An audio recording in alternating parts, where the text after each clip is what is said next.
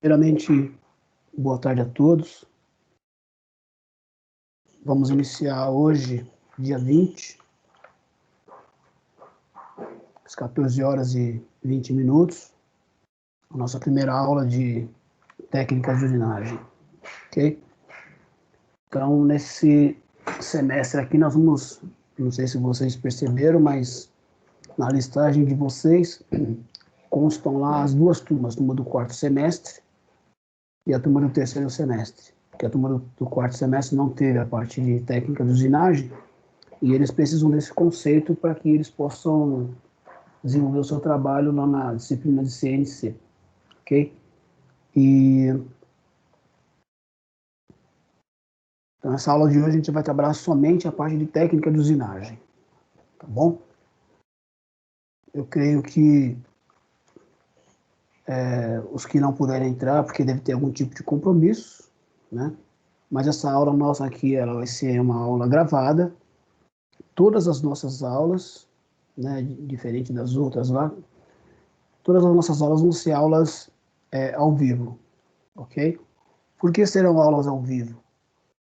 Porque aí a gente tem essa condição de poder tirar dúvida de vocês, né, algumas dúvidas que vocês tiverem, e os alunos que não puderem participar dessa nossa aula síncrona, né, ou melhor, uma aula ao vivo, esta aula vai ficar gravada e eu vou disponibilizar posteriormente este vídeo no meu canal do YouTube e também lá na plataforma Moodle, ok?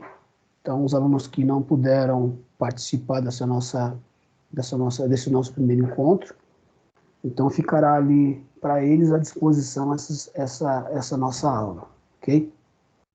Bom, primeiramente combinar com vocês que horário que seria melhor para a gente poder trabalhar essa aula. Eu preciso, no mínimo, de 2 horas aulas, tá bem? Para a gente começar a desenvolver o trabalho, porque tem bastante conteúdo para a gente poder ver, tem bastante coisa para a gente poder trabalhar, e também vão ter alguns exercícios para que vocês possam resolver também. Mas para que nós possamos ter sucesso nesse nosso trabalho, eu preciso de fechar com vocês aqui já um dia da semana e horário para a gente começar a desenvolver nosso trabalho. Okay? Então está aberto aí para a gente começar a definir primeiramente isso, né, antes da gente começar efetivamente a aula. Ok? As terças-feiras é um dia bom para vocês todos ou não? Sim. Ok. Vocês disseram alguns de vocês me disseram que vocês têm aula com o professor Reinaldo a partir das 15 horas, né? Isso. Sim.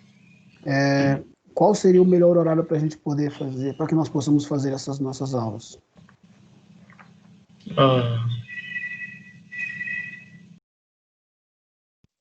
É que a gente não sabe se a matéria dele ele vai entrar ao vivo toda semana. Eu acho que não. Então eu acho que, tipo, pode ser nesse horário mesmo. Só hoje eu acho que deu esse conflito. No horário de vocês, lá no horário de vocês, qual seria a aula que vocês teriam se fosse aula presencial? Controle de processos e gestão gestão de qualidade e empreendedorismo. Na terça-feira? Isso. Mas as terças-feiras não são aula de prática técnica de usinagem? No horário? Não. Você é do terceiro ou do quarto semestre? Do quarto. E o pessoal do terceiro? Tem alguém do terceiro aí? Não, acho que não. Deve estar aqui. Alguém deve estar querendo entrar no terceiro agora. Deixa eu ver se tem alguém. Adriano. Então aqui hoje nós temos somente alunos do quarto semestre, é isso? Acho que é.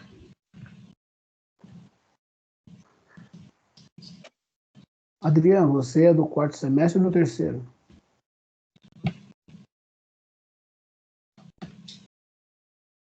Adriano?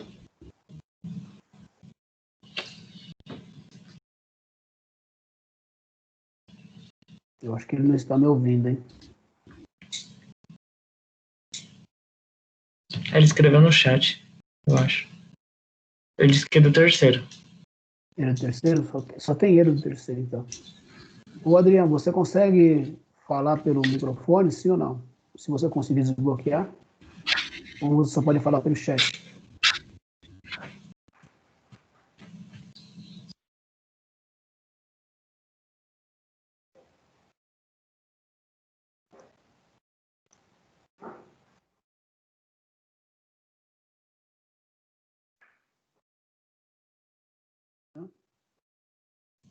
Só pelo chat, ele disse. Está aparecendo para mim aqui a mensagem. Bom, Adriano, você consegue... Qual a aula que vocês teriam nesse primeiro horário? E depois no segundo horário? Quais seriam as aulas?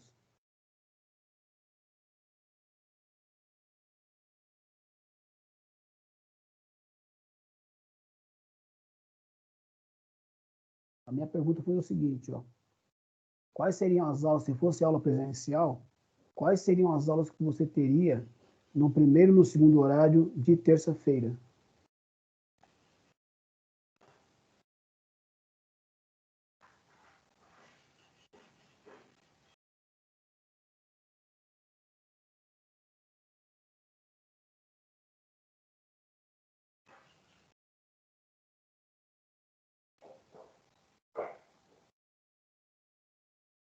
Então, essas duas primeiras seriam de elementos de máquinas. E as duas últimas?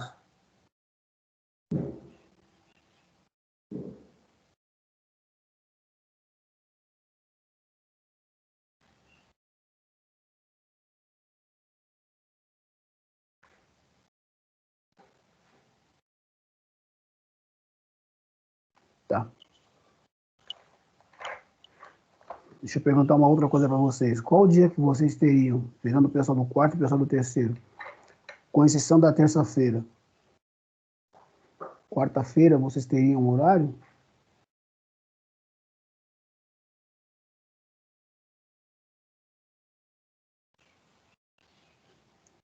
Porque eu preciso pelo menos de 2 horas aulas, no mínimo, né?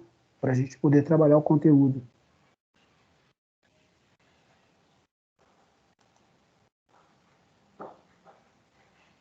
Eu acho que quarta-feira a gente tem aula do projeto integrador, 3 horas. Isso, Uhum. acho.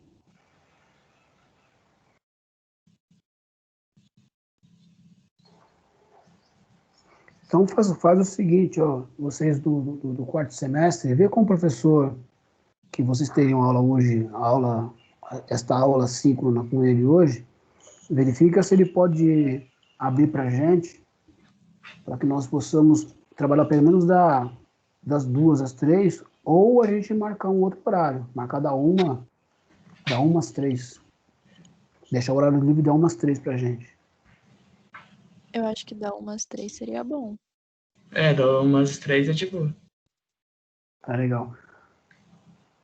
Quantos não concordam, inclusive aqueles que não conseguem falar pelo microfone, quantos que não têm essa condição de poder assistir a aula de terça-feira, das 13 às 15?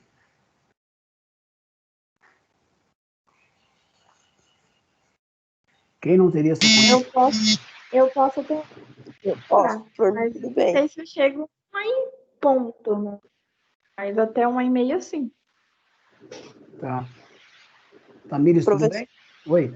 Oi, professor, tudo bem? Tudo Eu jóia. posso, mas vai acontecer de a nenê querer mamar, daí eu ter que sair. Tá, mas a aula vai ficar gravada, Tá bom. tá bom? Então, vamos fechar assim, então. Todas as terças-feiras, das 13 às 15, esse é o nosso horário, pode ser? Pode sim. Então, eu vou até marcar Pode na ser, agenda. professor. Vou até marcar aqui, ó.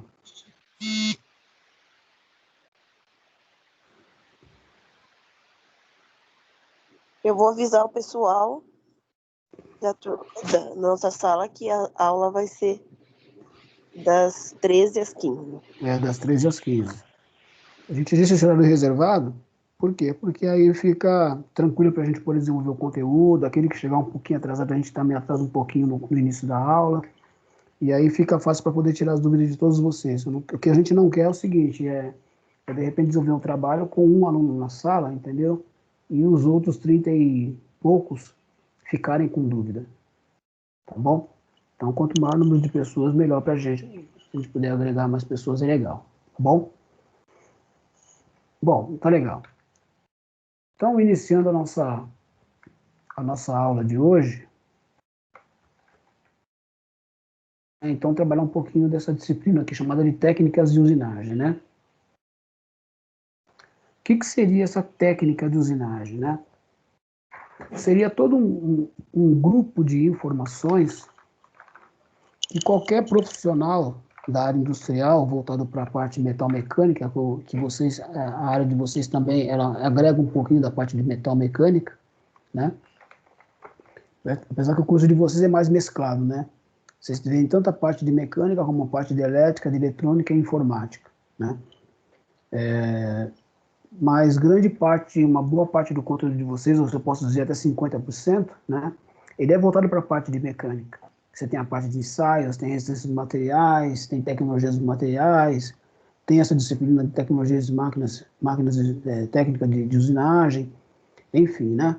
Tem uma série de disciplinas aí que é voltado para a mecânica, né? Então, o curso de vocês ele também pode ser encaixado dentro do setor metal mecânico. Então, para que esse profissional que trabalha dentro do setor metal mecânico ele possa desenvolver as suas atividades a contento, ele precisa conhecer parâmetros de usinagem, né? O que seria esse parâmetro de usinagem? São cálculos que você vai desenvolver para que você possa elaborar um processo produtivo, né? Você tem que conhecer um pouco de controle de qualidade ou metrologia, né? Para que você possa fazer o controle dessa peça que está em processo, né? Tem que saber verificar grau de rugosidade, enfim, tem uma série de componentes aí que você precisa poder trabalhar, né?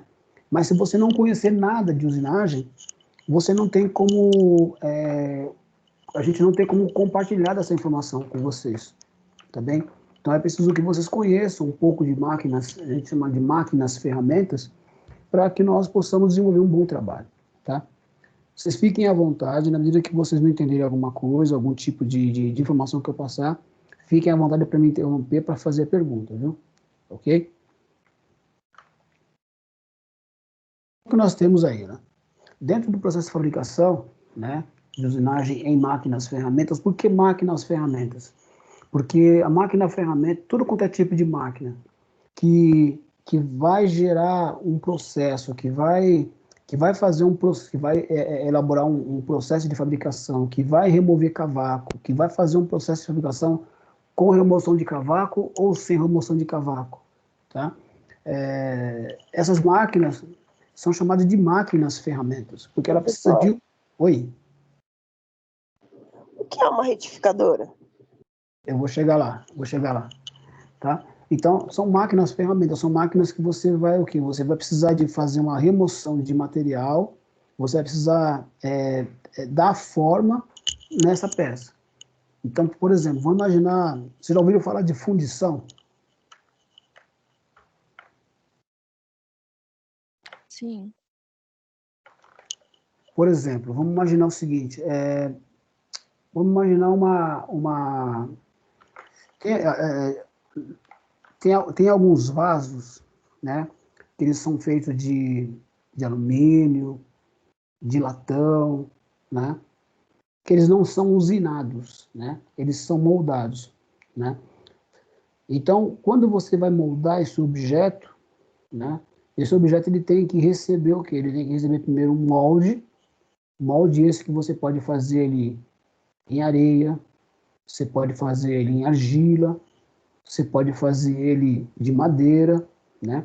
Então você faz esse molde e depois que esse molde estiver pronto, você vai fazer a moldagem dele de tal forma que ele crie dentro da sua superfície uma área oca, né? Então quando ele cria essa área oca, Aí você vai pegar esse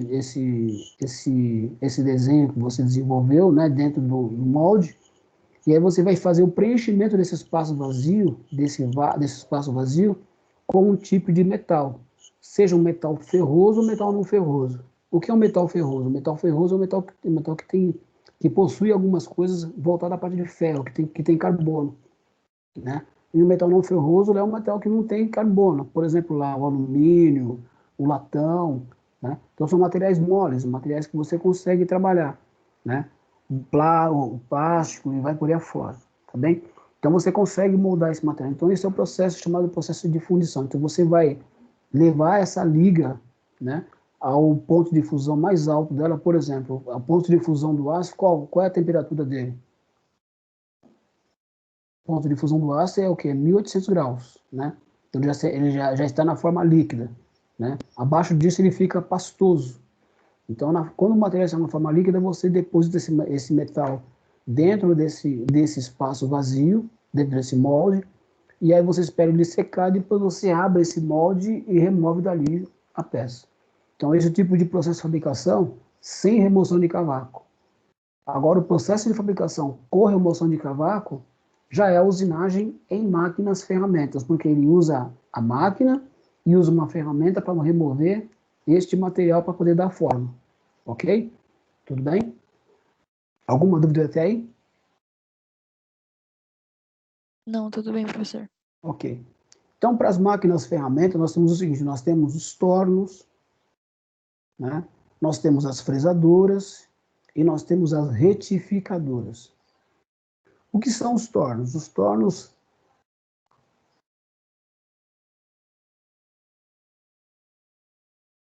Deixa eu ver se eu abro aqui para a gente poder dar uma olhadinha melhor, tá bom?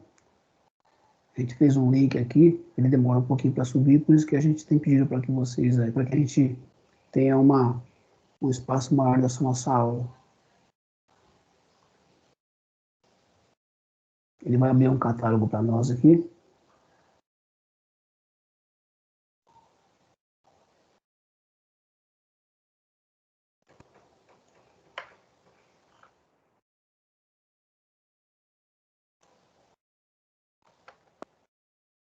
Bom, então nós temos os tornos, né? E esses tornos, nós temos vários tipos de tornos. Nós temos os tornos universais, temos os tornos, torno de platô, temos os tornos de pinça, temos os tornos revólver, temos os tornos automáticos e os tornos semiautomáticos, tá? Para os tornos convencionais, não abriu ainda, tá? Bem, beleza. Deixa eu ver se eu puxo pelo catálogo aqui, que eu acho que fica mais fácil.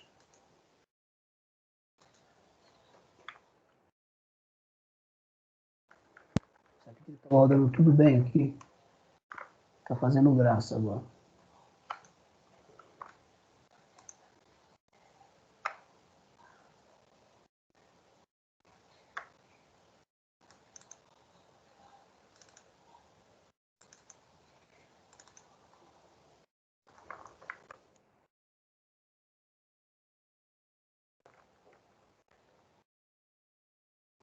Deixa eu compartilhar outra tela aqui que fica mais fácil.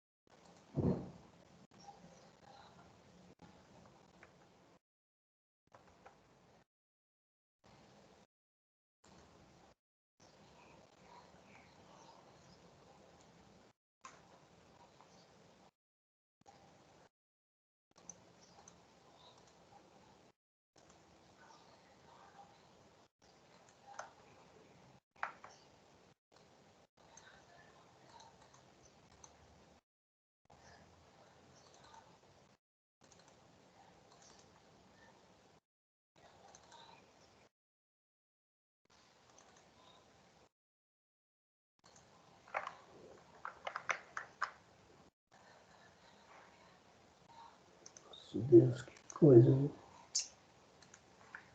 Ai, ai. Vocês estão conseguindo ver aí? Sim. Sim. Então aqui nós temos um catálogo de máquinas. Isso aqui é uma empresa, o nome dessa empresa é a Home, ela só fabrica máquinas ferramentas, né? Ela trabalha com máquinas ferramentas. E nós temos uma linha aqui chamada linha T, né? Isso aqui é mais um design da fábrica aí. Então aqui é o lugar onde eles armazenam todos os equipamentos, depois de fabricados. E esses daqui são os tornos, ó. Tá bem? Então tem vários modelos aí. Você tem desde um torno pequeno, que ele é utilizado mais na área de ensino, como um torno de porte médio, como um torno de porte grande, né? Então cada uma dessas máquinas aqui tem a sua aplicação. Por exemplo, essa máquina aqui era mais para fabricar peças pequenas. Então o barramento dele, o comprimento, né, de um eixo até outro, né, daqui para cá, por exemplo, né, de ponta a ponta, dá aproximadamente aí no máximo aí 1,5 m. Esse daqui são tornos que tem tornos o quê? Até 5 metros, de 2 a 5 metros. E esse aqui é de 5 até 10, 15 metros, né? Essa distância aqui, ó. Tá bom? Mas todos eles têm a mesma aplicação, tá bem? Então nós temos aqui um modelo de um torno, ok? Então esse aqui é o torno, tá? Então ele tem aqui, por exemplo, ele tem as partes principais do torno. Se vocês quiserem anotar algumas coisas, podem anotar. Fica à vontade e a gente pode repetir aí, tá? Então o torno ele é composto de algumas partes. Por exemplo, esta área todinha aqui, ó, é chamada de cabeçote fixo. Então o torno ele tem um cabeçote fixo. No cabeçote fixo, nós temos um eixo principal que passa aqui por dentro, chamado de eixo árvore, tá bem? A função principal desse eixo que passa por aqui por dentro é fazer o quê? É pegar o movimento de rotação. Se você depois a gente vai olhar aqui se você olhar por aqui por trás, aqui dentro nós temos um motor, né? É um motor que aí deve ter mais ou menos uns de 3 a 4 cavalos, né? 3 a 4 CVs. Então esse motor aqui ele tem um torque alto, então ele faz o quê? Quando você aciona esta alavanca aqui, ok? Ele liga o motor principal e este motor principal ele vai entrar no movimento de rotação, né? E a partir desse movimento de rotação ele transfere o movimento de rotação para uma polia que está aqui dentro. Então ele tem uma polia aqui na ponta do motor, tem uma outra polia aqui em cima e ele transmitir a rotação do motor para a polia, ele usa o quê? Uma correia. Então, a transmissão de movimento aqui do motor para o primeiro eixo de rotação é através de correias e polias, tá bem? Centrado nessa polia, nós temos o eixo árvore.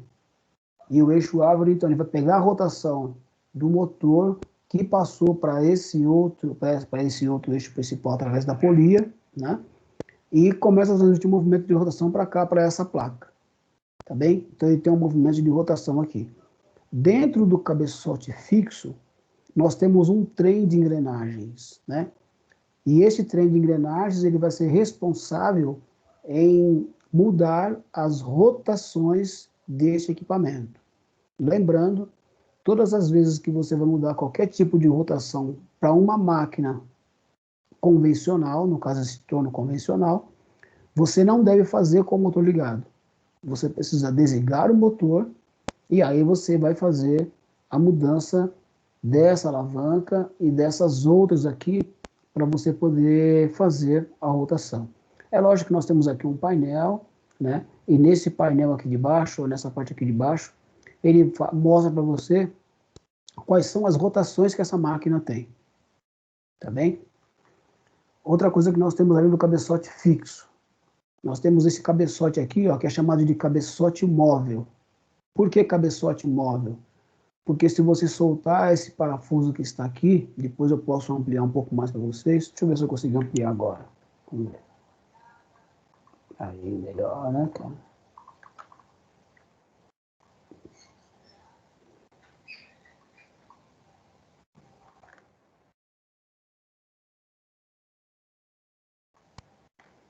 Ele deforma bastante a imagem. Mas ele tem um parafuso aqui, ó, na medida que você solta ele tem essas guias prismáticas aqui, ó, são chamadas de barramento. Então, quando você ouvir falar de barramento, este é o barramento do torno. Essa guia aqui e essa guia aqui do fundo é o barramento. Então, esse cabeçote móvel, ele corre sobre essa guia. Tá bem? Então, ele faz esse movimento de ida e volta. Melhor dizendo, indo para a esquerda ou vindo para a direita. Tá bem? E aqui no cabeçote móvel, nós temos essa alavanca, que é a alavanca de travamento. Por exemplo, eu quero avançar essa haste aqui, chamada de mangote. Se eu quero avançar essa haste aqui, eu preciso girar esse volante, onde nesse volante ele tem um eixo aqui dentro, que é um eixo roscado, né? E nesse eixo roscado, bem na extremidade aqui, ele tem uma bucha de bronze. Ok? Então, na medida que você gira esse volante com o eixo roscado, ele faz o quê? Ele vai empurrar esse mangote para fora ou vai puxar ele para dentro. Tá bem? Por que essa bucha aqui é uma bucha de bronze? Quem é que pode me explicar? Quem é que imagina por que essa bucha aqui de dentro não é de aço e tem que ser de bronze? Alguém arrisca?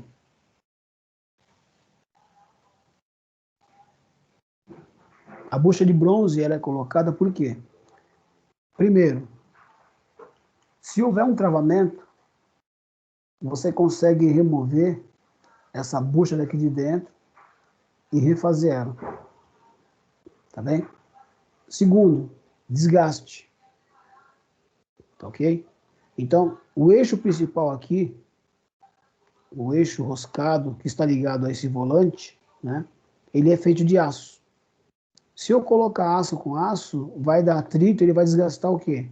Vai desgastar um dos materiais. Normalmente ele desgasta o mais duro, desgasta o mais mole, né? Então vou imaginar que essa bucha aqui ela fosse de aço 1020 e o eixo fosse de um aço RCC 1070. Ele ia desgastar o quê? Essa bucha, mas com o aquecimento ele iria chegar um momento que ele iria travar. Sendo bucha de bronze, o bronze ele consegue dissipar mais calor. Então ele não aquece muito. E o desgaste dele é mais rápido, então ele não deixa travar. Ok? Então ele é de bronze por quê? Porque ele facilita na manutenção e facilita também para poder fazer o deslocamento, bem como também para fazer a troca dessa peça. Tá bem? E por um custo mais baixo também. Tá bem? Então, para esse que se movimentar, eu preciso fazer o quê? Eu preciso girar esse volante, e ao girar esse volante, ele precisa se deslocar para fora ou para dentro. Se essa alavanca aqui em cima estiver travada, o que vai acontecer? Você vai fazer um esforço muito grande aqui e não vai conseguir deslocar esse eixo. Às vezes, se você forçar com uma alavanca aqui, colocar uma alavanca para fazer uma alavanca aqui, você consegue até girar. Mas aí você vai forçar a estrutura interna da máquina e você pode comprometer o equipamento, tá bem?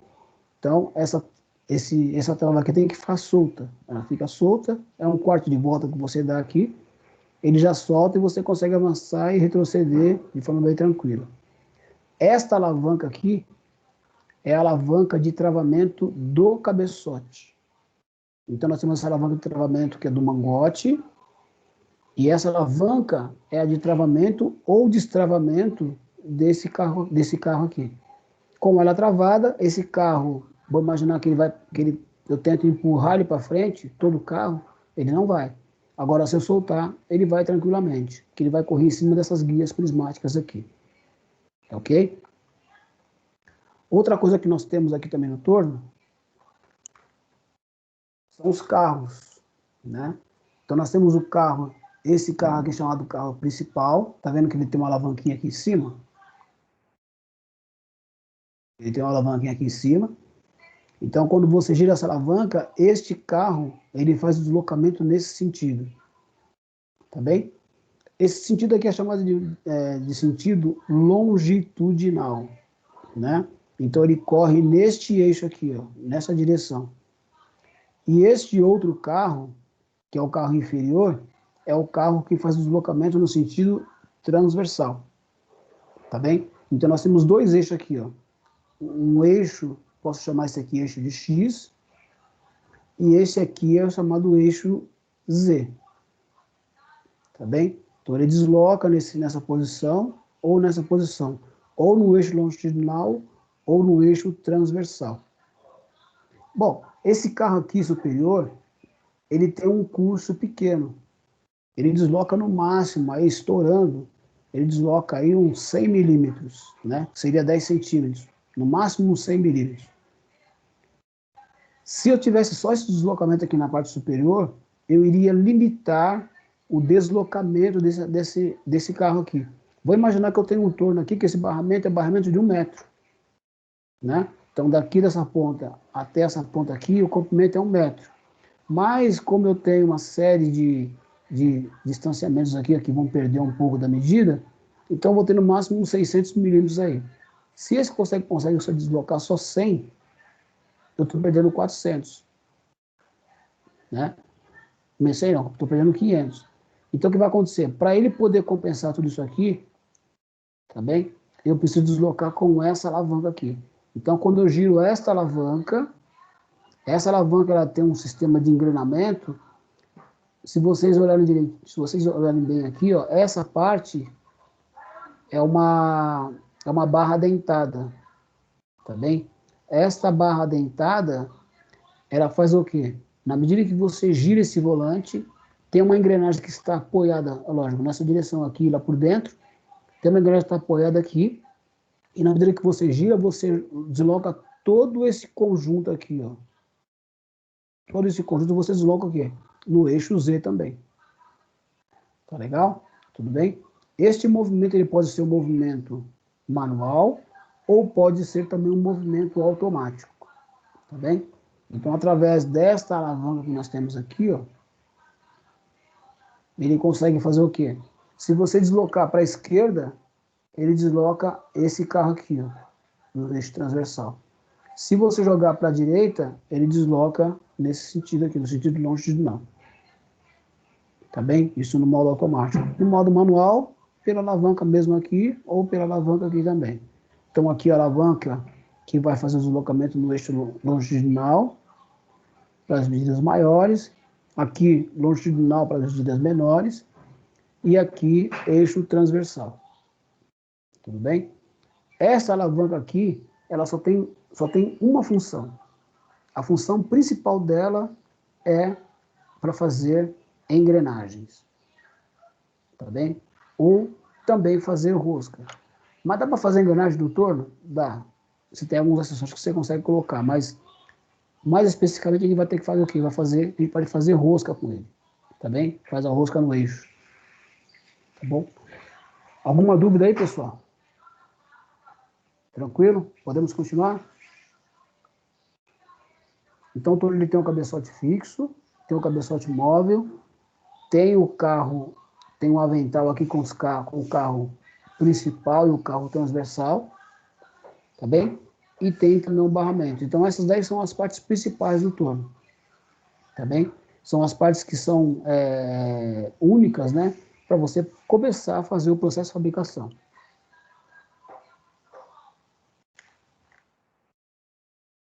Tem uma parte aqui no...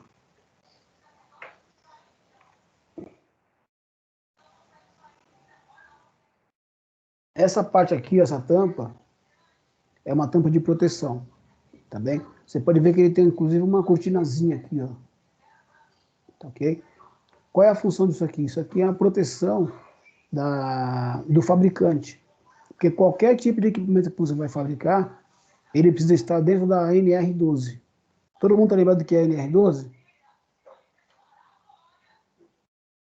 Pessoal? É de EPI, segurança? A parte de segurança, tá bem? Então, qualquer máquina, ferramenta, ela precisa ter o quê? Ela precisa estar enquadrada dentro da NR12, tá? Se não tiver isso aqui, a máquina não pode nem sair para o mercado para poder vender. Então, ele tem uma proteção aqui, ó, que vai proteger o operador na hora que ele estiver trabalhando. E tem uma outra tampa aqui, ó, que vai proteger o quê? Essa área da placa. Vou imaginar que, de repente, essa placa estiver um pouco solta. Então, antes dela vir para cá e cair para cima do operador, ela bate nessa daqui. E aí ela cai aqui na parte essa parte para baixo, tá bem? Então, ao invés dela ser arremessada para um outro lugar qualquer, ela cai aqui para baixo porque ela bate nessa tampa aqui e joga lá para baixo, tá?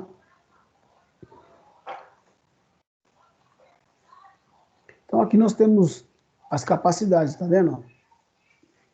Vocês conseguem ver? Todo mundo consegue enxergar isso, sim ou não? Ou precisa de aumentar? Sim.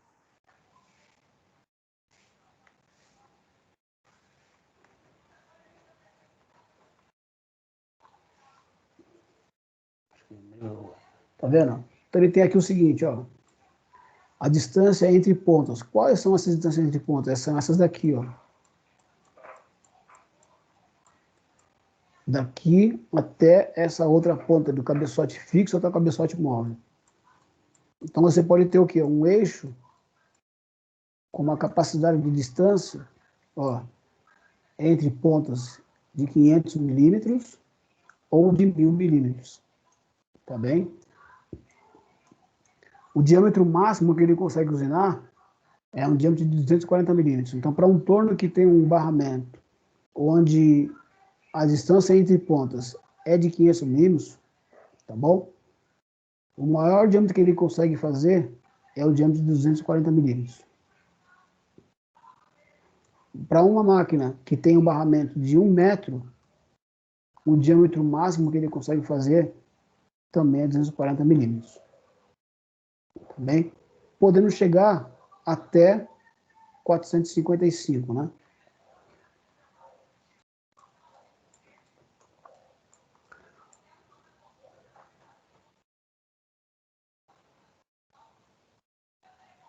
Olhando agora a máquina de um outro plano, a gente consegue ver um pouco melhor. Tá bem? Onde eu falei para vocês que está o motor, é nessa parte aqui, ó. Você pode perceber que aqui tem um furinho e aqui tem um eixo. Eu não vou ampliar, porque senão vocês não vão conseguir, porque a imagem vai distorcer, né? Então você puxa essa tampa aqui, ó, pode ver que ele tem uma dobradiça aqui, tem uma dobradiça aqui também. Você puxou aqui, você consegue ter acesso à parte interna. Então aqui tem um trem de engrenagens. Tá, ok? Esse trem de engrenagens, ele trabalha com uma engrenagem na parte superior, uma engrenagem na parte inferior e uma engrenagem intermediária. Tá bem? E também ele tem um pouquinho para trás, vamos ver se depois vai ter uma imagem para a gente poder mostrar lá, não me lembro se aqui tem, mas ele tem uma polia aqui embaixo, atrás das engrenagens, que é aquela que vai fazer o quê? Que vai fazer a transição de movimento para cá. Ok? Então aqui é o cabeçote fixo, vê se numa posição melhor. Aqui esse botão é um botão vermelhão, que é um botão que toda vez que der qualquer tipo de problema na máquina, você aperta isso aqui, ele corta energia imediatamente. E essa aqui são as alavancas, né? Essa aqui é um conjunto de alavancas e aqui outro conjunto de alavancas que depois a gente vai ver direitinho para ver como é que funciona, tá? Vou ver se numa aula, na próxima aula, ou ver se eu consigo ir lá na escola e aí eu vou mostrar para vocês através do vídeo, vou mostrar para vocês fisicamente como é que a máquina é montada. A gente faz algumas mudanças de rotação. Se não der na semana que vem, a gente vai programar uma aula para isso, tá? Então aqui eu estou no visto de uma outra posição.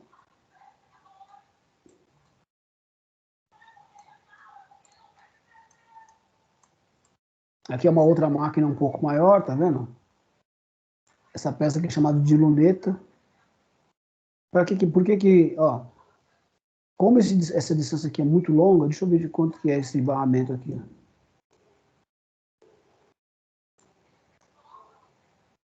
ó.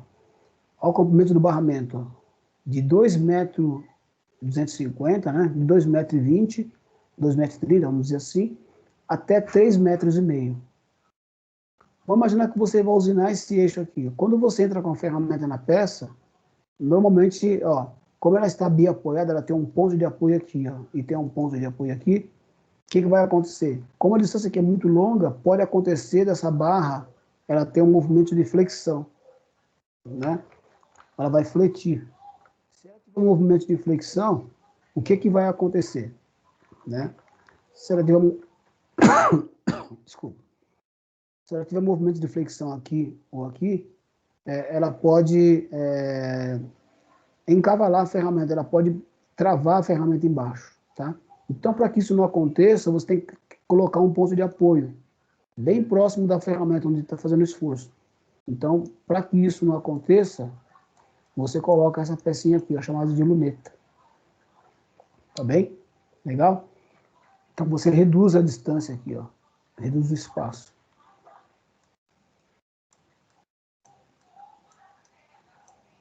Aqui mais de perto, tá vendo? Ficou mais fácil para ver agora. Tá bem? É um outro tipo, é um outro torno, mas aqui, tá vendo? Aqui é o volante.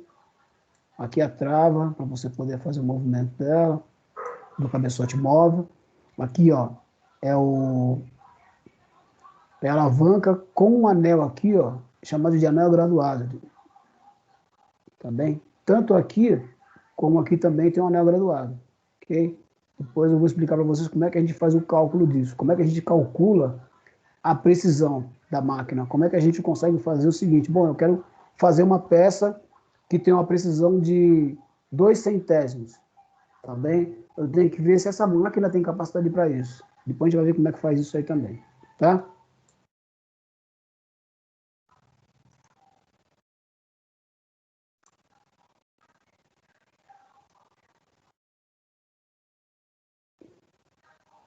Então aqui nós temos o sistema de proteção do fuso. Ó, esse aqui é o fuso. Cadê? Essa aqui, ó. Essa aqui é a tampa de proteção do fuso. Por que ele tem essa tampa aqui? Que é também uma proteção. Porque é o seguinte, vocês conhecem parafuso, não conhecem? O parafuso, ele é uma hélice. Vamos imaginar que a máquina esteja ligada e isso aqui, ó, que é o fuso, esteja sem a proteção. Normalmente a pessoa que vai trabalhar num torno ou numa máquina ferramenta, ele tem que trabalhar com um avental, com um guarda-pó. Agora imagine se esse guarda-pó enroscar aqui, ó, nesse parafuso, nesse fuso. Ele vai puxar a pessoa para dentro da máquina. Tá ok? E a primeira coisa que a pessoa faz quando ela é puxada para dentro de uma área, a primeira coisa que ela faz é colocar a mãozona na frente. Então, quando você coloca a mão na frente, você vai querer buscar um lugar para poder apoiar. E, normalmente, você vai colocar no que estiver mais próximo. E o que está mais próximo vai ser a peça. Então, se você colocar a mão na peça, pronto, aí piorou a situação. Tá legal? Então, o torno é uma máquina rotativa e é uma máquina perigosa. Então, tem que trabalhar nela com bastante cuidado. Tá bem? Então, aqui ele dá algumas características do que ele é fabricado, qual tipo de material que ele é fabricado. E aqui é aquela parte que eu falei para vocês, ó, do cabeçote fixo. Ó. Tá bem? Ó. Aqui ele tem um trem de engrenagem. Ó. Aqui, se você olhar esse eixo aqui, ó, esse eixo aqui para nós, ele é o eixo árvore. Então, ele passa por aqui. Ó. Então, na medida que você muda estas alavancas aqui, deixa eu subir um pouquinho mais. Ó. Na medida que você muda essas alavancas aqui, ó, perceba, ó, se você mexer nessa alavanca, esse cara vai encaixar, vai deslocar para cá ou para lá. Essa daqui, ó, vai deslocar para lá ou para cá. Essa alavanca aqui, ela puxa para lá ou para cá. Então, quando ele desloca para lá e para cá, isso aqui é chamado de cremalheira. Ó. Isso aqui é uma cremalheira, isso aqui é uma cremalheira, e isso aqui também é uma cremalheira. E aqui é uma engrenagem. Tá bem? Então, quando você gira aqui, essa cremalheira, ela arrasta essa peça aqui, ó, posicionando para a direita ou para a esquerda. A mesma coisa isso aqui, ó, para a direita e para a esquerda. A mesma coisa essa daqui também, tá? E quando ela faz isso, o que acontece? Ela consegue posicionar, ele consegue posicionar a engrenagem a uma certa posição.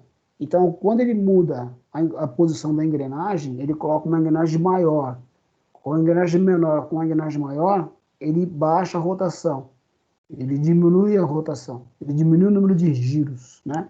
Quando ele coloca de uma maior para uma menor, ele reduz essa rotação, ok? Então, é um sistema totalmente inverso, tá? Então, aqui é a caixa, é o recâmbio de engrenagens, ó.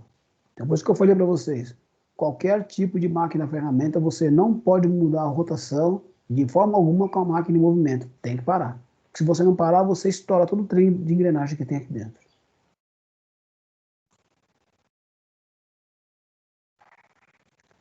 Ah, legal. Aqui é aquela caixa do lado de fora que eu falei para vocês, tá vendo? Ó? Aqui, ó. Olha o trem de engrenagem aqui, ó. Então ele tem essa engrenagem aqui, tem uma outra engrenagem aqui, tem uma intermediária. Então essas duas aqui são consideradas engrenagens intermediárias. E essa aqui é a que transmite a rotação lá para o eixo árvore, e essa aqui é a que recebe o movimento lá do motor. Tá ok? Então essa aqui recebe o movimento do motor. Vamos ver se depois tem uma vista que possa mostrar a polia, né? Que faz isso aqui movimentar, que transmite movimento para cá. Então vamos lá. Se o sentido do motor é horário, ó, isso aqui gira nesse sentido.